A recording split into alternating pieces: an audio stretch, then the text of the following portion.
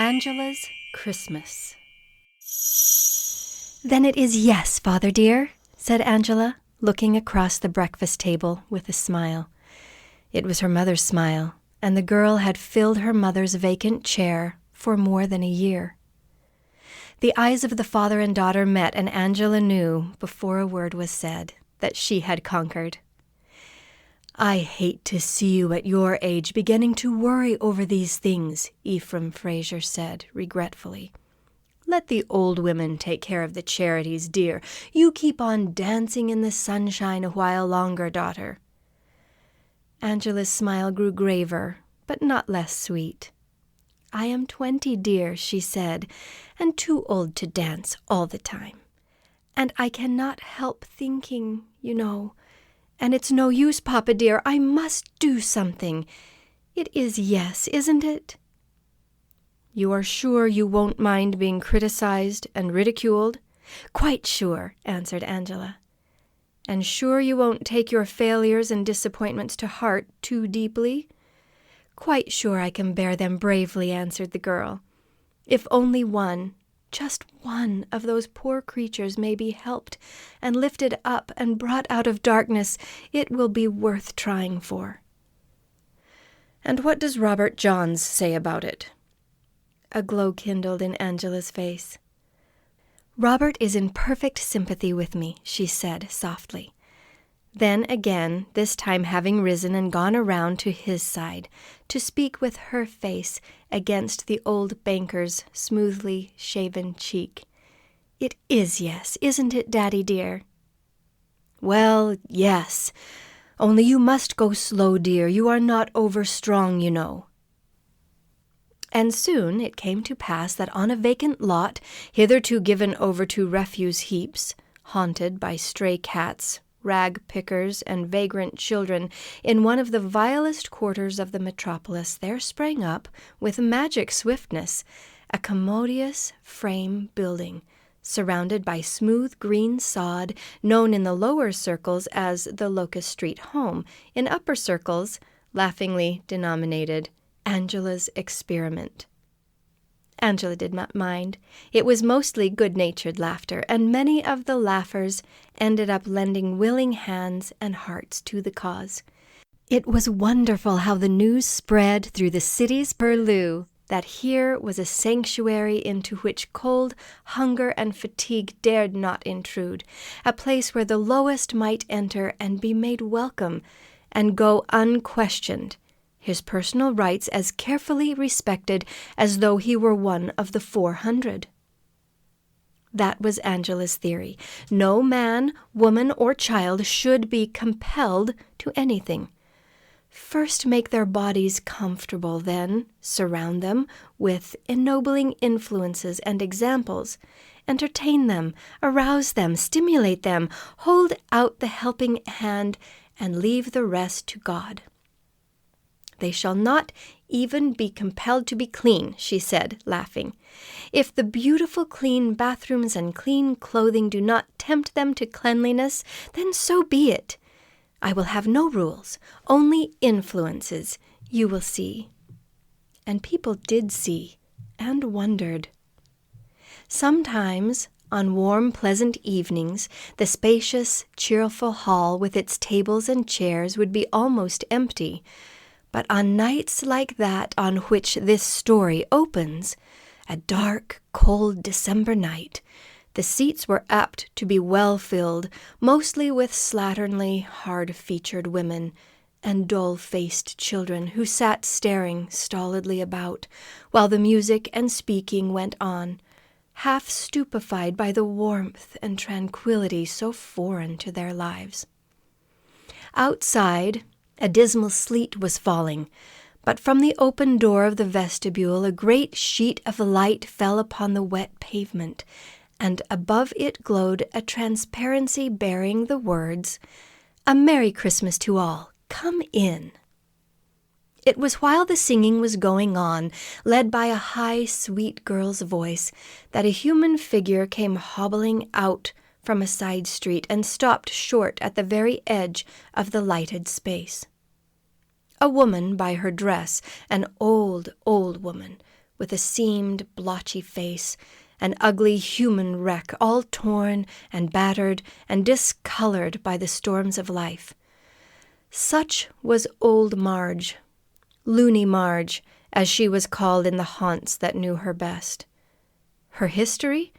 She had forgotten it herself, very likely, and there was no one to know or care. No one in the wide world to care if she should at any moment be trampled to death or slip from the dock into the Black River.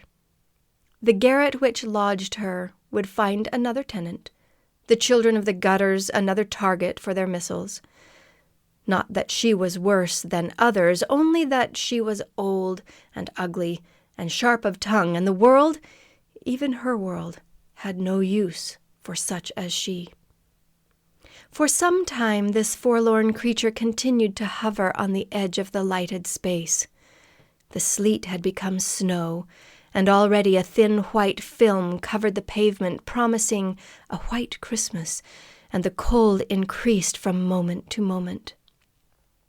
The woman drew her filthy shawl closer, her jaws chattered, yet she seemed unable to tear herself from the spot.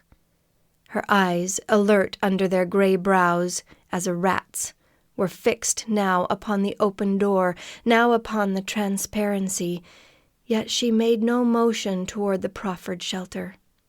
Two men, hirsute and ragged, stopped near her, and after a moment's consultation, slunk across the square of light and disappeared in the building. As the door was opened, there came a fuller burst of song and a rush of warm air, fragrant with the aroma of coffee and oysters. The old woman's body quivered with desire, food, warmth, rest. All that her miserable frame demanded were there, within easy reach, for the mere asking, nay, for the mere taking. Yet still the devils of stubbornness and spite would not let go their hold upon her.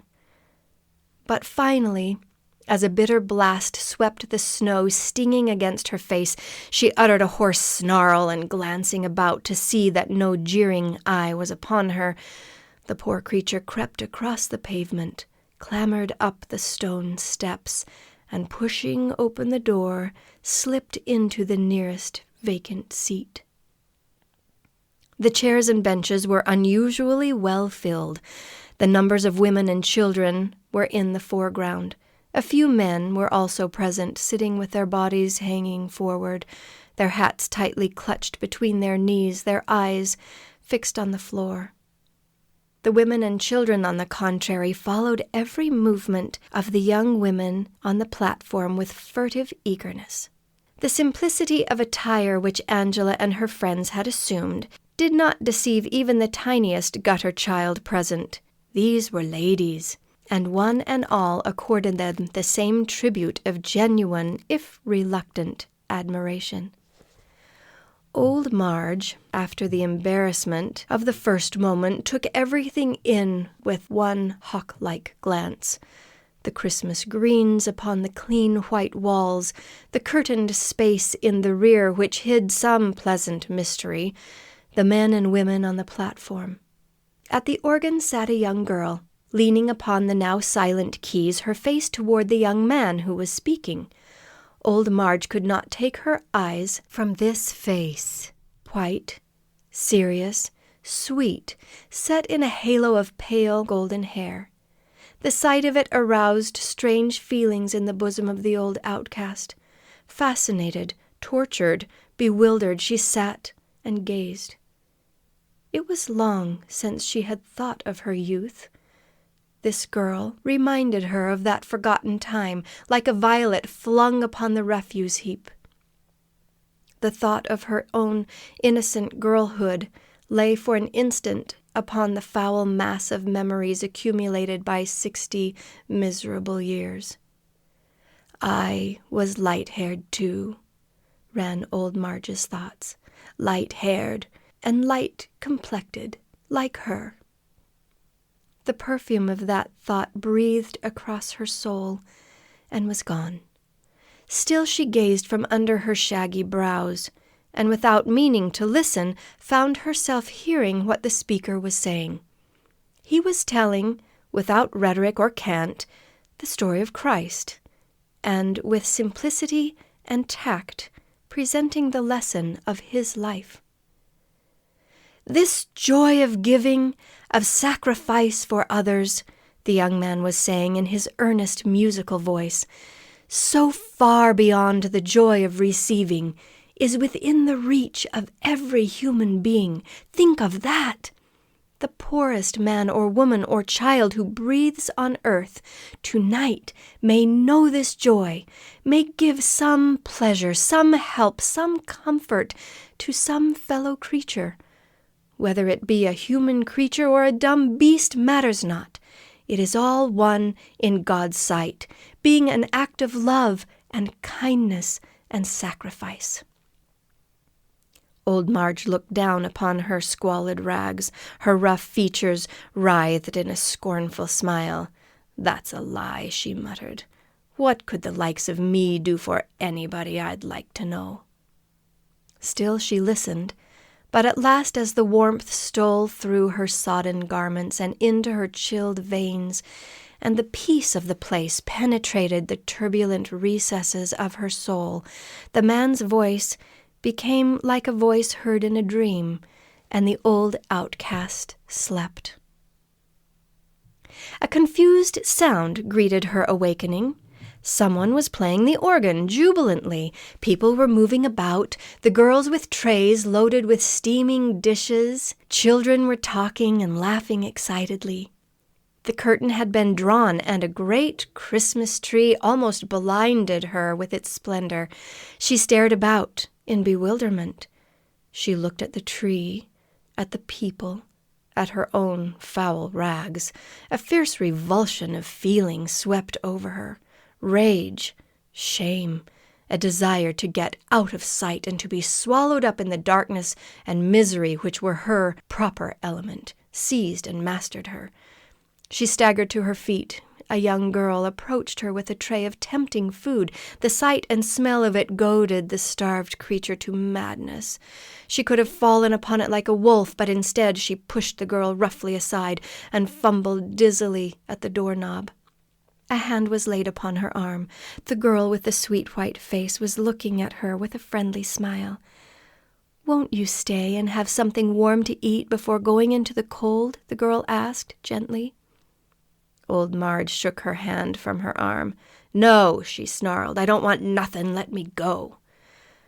With a patient smile, Angela opened the door. "I am sorry you won't stay," she said softly. "It would give me great pleasure. There is a gift for you on the tree, too.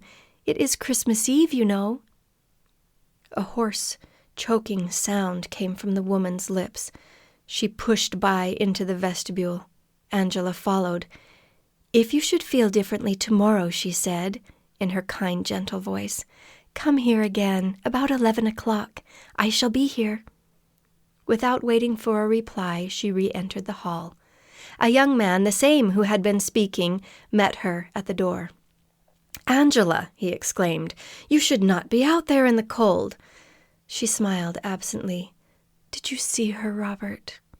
"That terrible old woman? Yes, I saw her. A hopeless case, I fear." Angela's eyes kept their absent look. "It is awful to see her go away like that, into the cold and snow, hungry and half-clad," she said. The young man leaned nearer. "Angela," he whispered, "you must not let these things sink into your heart as you do, or you cannot bear the work you have undertaken. As for that old creature, it is terrible to think of her, but she seemed to me beyond our reach."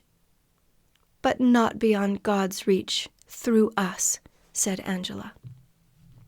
Meantime, old Marge was facing the storm with rage and pain in her face and in her heart. The streets were deserted and lighted only by such beams as found their way through the dirty windows of shops and saloons.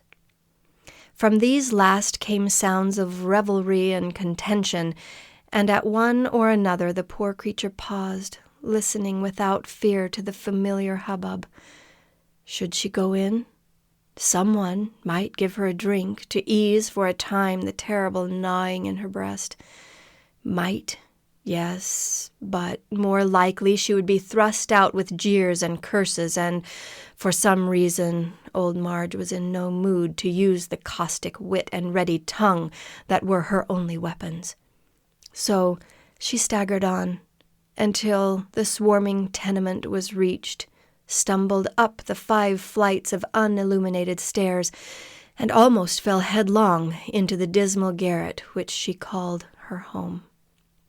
Feeling about in the darkness, she found a match and lit a bit of candle which stopped the neck of an empty bottle. It burned uncertainly, as if reluctant to disclose the scene upon which its light fell. A smoke-stained, sloping ceiling, a blackened floor, a shapeless mattress heaped with rags, a deal box, a rusty stove resting upon 2 bricks, supporting in its turn an ancient frying pan, a chipped saucer, and a battered tin can from which, when the scavenger business was good, old Marge served afternoon tea. Such were her home and all her personal belongings. There was no fire, nor any means of producing one, but upon the box was spread a piece of paper containing a slice of bread, a soup bone whereto clung some fragments of meat, the gift of a neighbor hardly less wretched than herself. The old woman's eyes glittered at the sight, and seizing the food she sank weakly upon the box and began gnawing at it, but her toothless jaws, stiff with cold, made no impression upon the tough meat and hard crust, and letting them drop to the floor, the poor creature fell to rocking to and fro, whimpering tearlessly like a suffering dog. Strangely enough, within the withered bosom of this most wretched creature there had welled up, from some hidden source of womanly feeling, a passionate self-pity, a no less passionate self-loathing. This was what a moment's contact with all that she had so long abjured, purity, order, gentleness, had brought to pass. That fair young girl, tall, pale, sweet as an Easter lily, stood before her like an incarnate memory, pointing toward the past, the far distant past, when she too was young and pretty and innocent and gay. Too pretty and too gay for a poor working girl. That was where the trouble began. I was light-haired too, moaned old March, twisting her withered fingers restlessly. Light-haired and light-complected. A pretty girl, and a good girl, too. Not like her, no, how could I be? Little the likes o' her knows what the likes o' me has to face, Lord. The bit of candle guttered and went out. The cold increased. It had ceased snowing, and a keen wind had risen, tearing the clouds into shreds through which the stars gleamed. And presently the moon climbed up behind the belfry of the old church across the square, and sent one broad white ray through the dingy window and across the floor. All at once the great bell began to strike the midnight hour, its mingled vibrations filling the garret with tumultuous sounds. The vision of the fair girl faded, and old Marge was herself again, a hard, bitter, rebellious old woman with a burning care where her heart had been, and only one thought, one desire left in her desperate mind, the thought and desire of death. In young and passionate days she had often thought of seeking that way out of life's agonies, but at its worst there is always some sweetness left in the cup when one is young. It was not so now. The dregs only had been hers for many a year, and she had enough. Death, yes, that was best. Her eyes glittered as she cast a look about the silent room, bare even of the means to this end. Ah, the window. With an inarticulate cry, the woman arose and hobbled along the shining moon ray to the window and threw open the sash. Awed by the stern beauty of the heavens, the splendor of the moon tangled in the lace-like carvings of the belfry as in a net, she leaned some moments against the sill, looking out and down. Far below lay the deserted square, its white bosom traced with the sharp shadow of the tower. With a keen eye, old Marge measured the distance, a sheer descent of 50 feet. Nothing to break the fall. Nothing. One movement, a swift fall, and that white surface would be broken by a black, shapeless heap. A policeman would find it on his next round, or some drunken reveler would stumble over it, or the good people on their way to early mass. Ah! The seamed countenance lit up suddenly with a malignant joy. Why not wait until they began to pass, those pious, respectable people in their comfortable furs and wools, and cast herself into their midst? A ghastly Christmas offering from poverty to riches, from sin to virtue. This suggestion commended itself highly to her sense of humor. With a hoarse chuckle, she was about to close the window, when a portion of shadow that lay along the chimney showed signs of life, and rising on 4 long and skinny legs became a cat, a lean, black cat, which crept meekly toward the window, its phosphorescent eyes gleaming, its lank jaws parted in a vain effort to mew. Startled, old Marge drew back for an instant, then, glancing from the animal to the pavement below, a brutal cunning, a malicious pleasure lit up the witch-like features. Reaching out one skinny arm, she called coaxingly, "Puss, puss." The cat dragged herself up to the outstretched arm, rubbing her lank body caressingly against it. The cruel cunning of the face softened suddenly.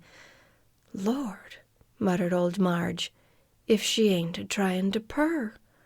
Wall, that beats me." The poor beast continued its piteous appeal for aid, arching its starved frame, waving its tail, fawning unsuspectingly against the arm that had threatened. With an impulse new to her misery-hardened heart, old Marge drew the animal in and closed the window.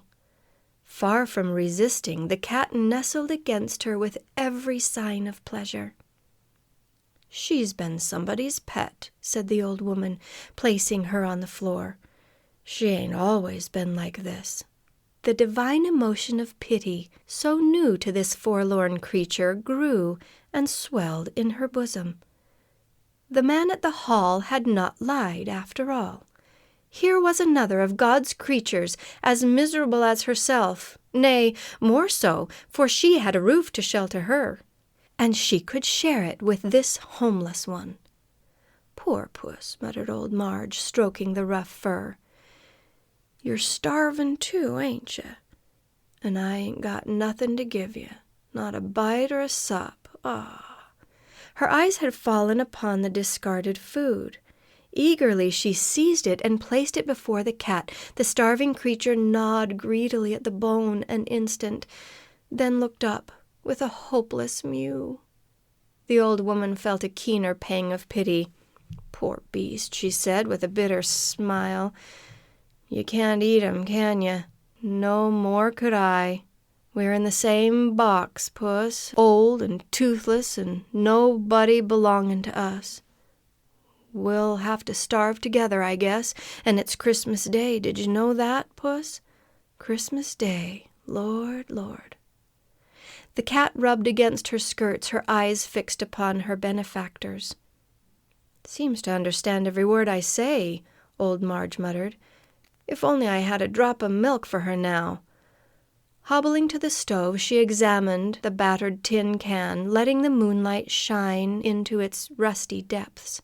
A little water or tea remained in it, and with this she moistened some of the bread and placed it before the cat, which devoured it now eagerly. Then she took the animal in her arms and laid herself down on the mattress, drawing the ragged covers over them.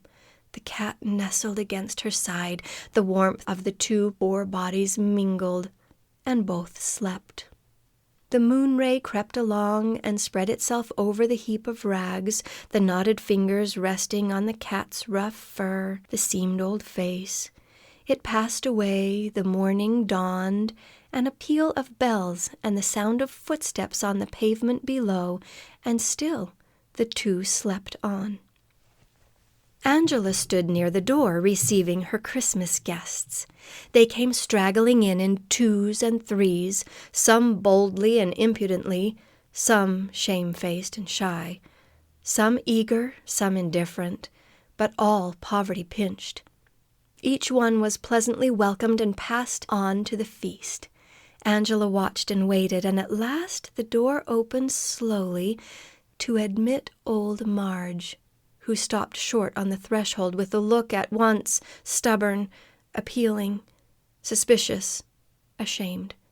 Like a wild animal on the alert for the faintest sign of repulsion or danger, she stood there. But Angela only smiled, proffering her white, soft hand, destitute of jewels, but the hand of a lady. "A Merry Christmas," she said brightly. "I was ugly to you last night," said old Marge huskily, ignoring the beautiful hand she dared not touch. "Never mind," Angela answered sweetly. "You were tired." "I am a bad old woman," said old Marge mistrustfully. "Never mind that either," said Angela. "Let me be your friend. If you will, you shall never be cold or hungry again." A profound wonder came into the old face. Then it began to writhe, and from each eye oozed scant tears, seeking a channel, amid the seams and wrinkles of the sunken cheeks. "You will let me be your friend," urged Angela. Still old Marge wept silently, the scant tears of age. "You shall have a pleasant home, and—" A swift, suspicious glance darted from the wet eyes. "Not asylum, miss, please," said the old woman. "No," said Angela quietly, "not an asylum. A home. A bright, clean, comfortable home." "I can work, miss," put in old Marge, doubling her knotted hands to show their strength. "I can wash and scrub." "Yes," said Angela, "you may work all you are able, helping to keep things clean and comfortable." Still old Marge looked doubtful. Wiping her cheeks with a corner of her shawl, she half turned toward the door. "You have a family, or anyone belonging to you?" asked Angela, thinking to have reached the root of the difficulty. "Yes," said the old woman stoutly. "I have a cat. Where I go, she must go too." Angela patted the grimy hand with a laugh which was good to hear. "I understand you perfectly," she said. "I have a cat of my own. You and your cat shall not be separated." A half-hour later entered the young man Robert. Angela pointed silently to old Marge, sitting in a warm corner, contentedly munching her Christmas dinner. "What have you done to her?" he asked. "She looks more human already." Angela laughed again, the same laugh which goes to one's heart so. "I have adopted her, and her cat," she answered. "That's all."